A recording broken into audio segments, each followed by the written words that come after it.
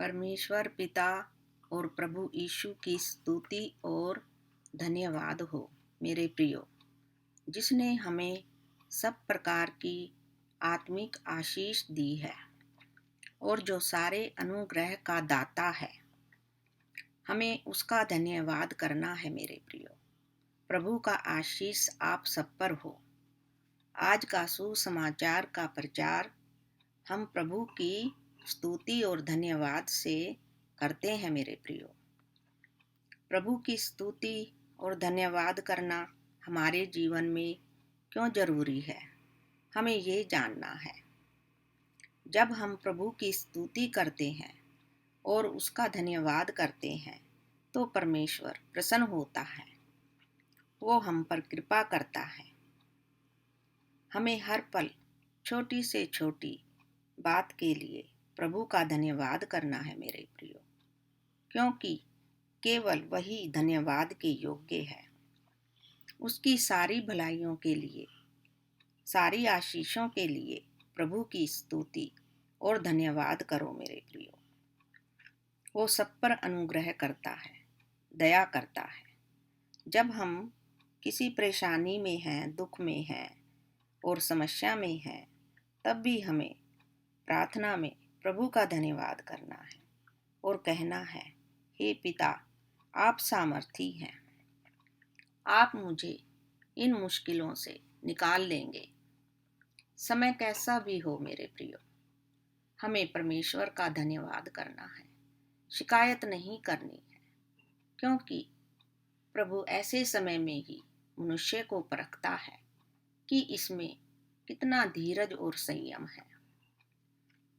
कहा गया है कि परमेश्वर व्यर्थ बातों पर कान नहीं लगाता, और जब कोई दुख में है, परेशानी में है और उसमें भी वो परमेश्वर का धन्यवाद करता है, उसकी स्तुति करता है, तो परमेश्वर सचेत हो जाता है कि कोई उसे पुकार रहा है, तो वो आशीष करता है। मेरे प्रियो, हम जैसे वाष्पकण प्रार्थना में ऊपर भेजते हैं, वही हमें नीचे मिलता है। अगर हम अपने कठिन दौर में भी परमेश्वर का धन्यवाद करते हैं, तो हमें परमेश्वर आशीष करते हैं। अपने अभाव में, अपनी घटी में भी प्रभु का धन्यवाद करो मेरे प्रियो। वो बड़े से बड़ा प्रतिफल देने वाला खुदा है, जो हमारी सोच से परे है। सुबह उठते ही प्रभु का धन्यवाद करें कि प्रभु, आज का दिन दिखाया, आपका धन्यवाद। कई लोग तो उठ भी नहीं पाते। अपने बच्चों और अपने परिवार के लिए धन्यवाद करें मेरे प्रियो, सबके लिए धन्यवाद करें। परमेश्वर हमारी आशा है, विश्वास है, सदैव उस पर भरोसा रखें।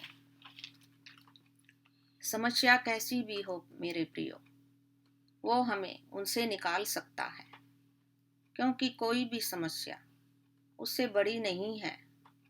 जब परिस्थितियां हमारे विरुद्ध होती हैं और हमको कोई रास्ता दिखाई नहीं देता, ऐसे समय में भी हम अगर धीरज रखते हैं, संयम रखते हैं और प्रभु पर भरोसा रखते हैं, तो परमेश्वर प्रसन्न होता है।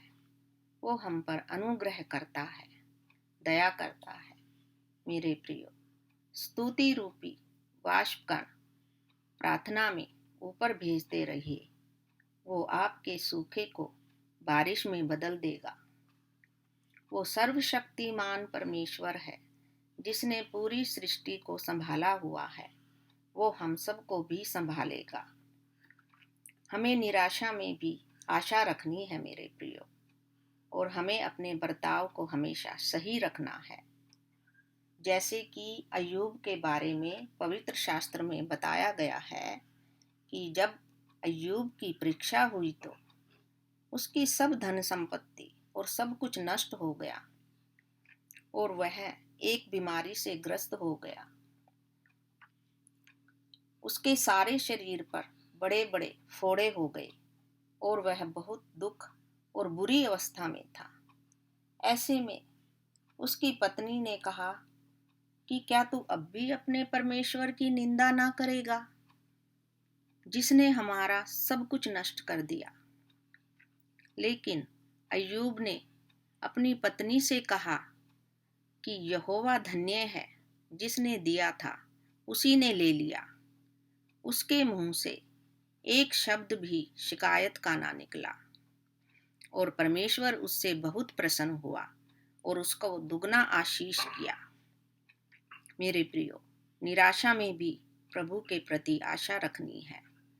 जब हमारे जीवन में सब कुछ सही होता है तो हमें खुशी होती है, और जब कोई परेशानी आती है तो हम दुखी हो जाते हैं, शिकायत करने लगते हैं। हमें ऐसे नहीं करना है। मेरे प्रियो, दुख और सुख दोनों साथ साथ चलते हैं। हर दुख के पीछे सुख छिपा रहता है और सुख के पीछे दुख। हम इससे भाग नहीं सकते। हमें इसका सामना करना चाहिए। धीरज और संयम से काम लेना चाहिए। जैसे एलिय्याह नबी के समय में उस देश में 3.5 साल तक बारिश ना हुई, वहां पर अकाल पड़ गया। लोग इस कठिन समय का सामना कर रहे थे, बहुत दुखी थे। ऐसे में एलिय्याह नबी ने पर्वत पर चढ़कर घुटनों के बल आकर परमेश्वर से गिड़गिड़ाकर प्रार्थना की। उसे अपनी प्रार्थना पर विश्वास था कि परमेश्वर मेरी प्रार्थना सुनेगा। उसने अपने सेवक से कहा कि चढ़कर समुद्र की ओर देख कि कुछ दिखाई दिया, लेकिन उसे कुछ ना दिखाई दिया। 7वीं बार जब वो चढ़ा तो समुद्र के ऊपर से उसको एक छोटा सा बादल दिखाई दिया, और आकाश बादलों से भर गया और मूसलाधार बारिश हुई। एलिय्याह नबी निराश नहीं हुआ। उसे आशा थी कि बारिश होगी, और ऐसा ही हुआ। तो मेरे प्रियो, परिस्थितियां कैसी भी हों, आपको हियाव रखना है।